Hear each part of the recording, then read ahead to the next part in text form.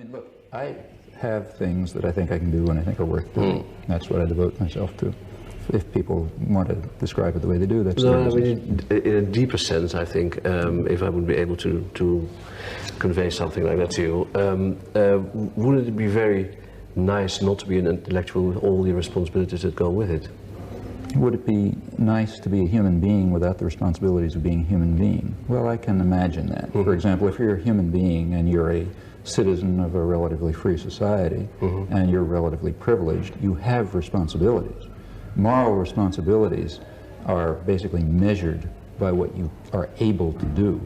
Like, I don't have any responsibility for things that happened in the 16th century because I can't do anything about them.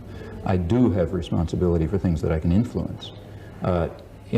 In a totalitarian society where you've got the, say, extermination camps there isn't much you can do. In a free society, there's a lot you can do. For people like me who are relatively privileged, there's even more you can do. So that assigns you a responsibility that you cannot escape. You can say, I don't care, you can do that. But you can't say, I don't have the responsibility. You can say, I refuse to execute the responsibility. That's a choice. And in some ways it's easier, in some ways it's harder. Don't forget you have to look yourself in the mirror every day too.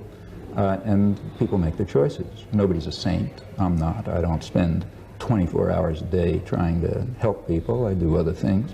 But I adjust my life in some fashion so that I spend a fair amount of time, in fact a lot of time, doing things that I think contribute to meeting a very substantial moral responsibility. And I think many other people do also, and that's what's led to human progress. Otherwise we'd be still, living in slave states.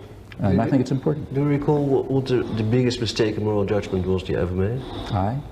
The biggest mistake in moral judgment I ever made was waiting so long and getting involved in protest against the Vietnam War. I should have started it in the early 1950s. Does that still weigh on you? Very much. I mean, look at the effect on Indochina, which was virtually destroyed. Yes. I don't know if I could have made any difference, but one could have tried at least.